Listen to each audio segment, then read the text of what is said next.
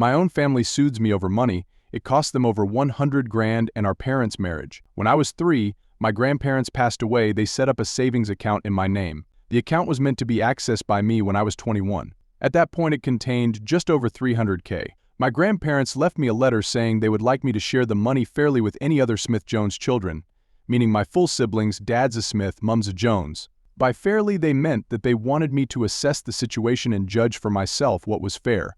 I never had full siblings, but I have 2 half-brothers, Mac and Joe Smith, who are dad and stepmom's kids. Due to the specific wording my grandparents used, I legally never had to give Mac or Joe any money. However, I see Mac and Joe as my brothers, and as the money came from our grandparents, I felt that the fairest thing would be to assign each of us 100K. So we all got an equal-sized lump sum, and I figured that when Mac, the youngest, turned 21 and took his 100K, we could split any remaining money. When I turned 21, Dad suggested I buy a house with my 100K. I found a place I loved, but it was 130K and I couldn't get a mortgage, so Dad said I should borrow 30K from the account. I did, figuring I could pay it back before my brothers turned 21, and I had been repaying it. The account should be at 208K right now, but due to me withdrawing and then repaying that money, it's at 195K, so I still owe 13K. Joe turned 21 recently, and as I was giving him his 100K, Joe noticed that there was less in the account than there should be. I explained and said I was going to put it all back before Mac, now 19, turns 21. Joe told Mac and both boys said I stole from them and owed them the full 13K back plus 3 grand of interest that they felt they would have gotten, and they wanted it all paid by this summer, which gave me less than 6 months to bring the account up to 211K. I said I'd do it, but over 2 years as planned.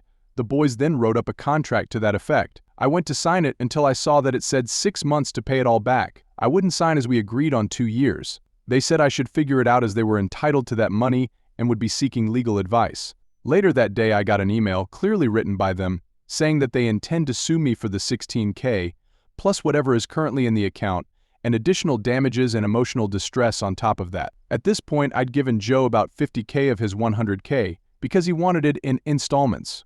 I responded that legally they were never entitled to any of it, and given their attitudes I'd say they've already received an amount I deem fair, so that 50K was all they were getting. I then got a barrage of texts, calls, and emails yelling at me for going back on our deal. I blocked them. They then took to social media, saying that I was trying to screw them out of their inheritance and rallying our extended family into harassing me over this, and it mostly worked as a lot of people messaged me. However, I got a message from this guy called Chris Smith. Chris said he was 27 and claimed to be my half-brother. I had never met him before, but he sent me photos of him as a kid with our dad, grandparents, and me. He showed me that he also had an account with 150K in it and a scan of a letter from our grandparents saying this money was meant to be shared fairly among dads of illegitimate children. Chris also told me we have another half-sibling who is 18. He'd been looking for me for a while, but only found me when Dad shared Joe's post, which had me tagged. We checked with a solicitor to make sure, and as the boys are illegitimate, they aren't entitled to anything in Chris's illegitimate kid fund, and as they are my half-siblings, they aren't entitled to anything in my Smith-Jones kids fund either. I sent the boys a letter formally telling them to back off, stop posting about me online, and enjoy the 50K because it's all they're getting. The day they received the letter, Chris got a message from Dad asking if the boys can have some of Chris's funds. Chris also said no and told Dad we'd met. I told Mac and Joe about Chris and our other half-sibling, with Chris's permission, so it looks like my grandparents, knowing about Chris before they passed, set up 2 funds, one for the kids Dad had with my mother, who was still his wife when they passed, and one for children born out of Dad's affairs, presumably to make sure no one tried to screw anyone else over out of hurt feelings. I'm getting a lot of crap, but holding firm on my decision. The boys have realized that I won't back down on this, and it sounds like I've caused a schism at their house, as Joe has all the money and no intention of sharing, so Mac is now feeling twice as screwed.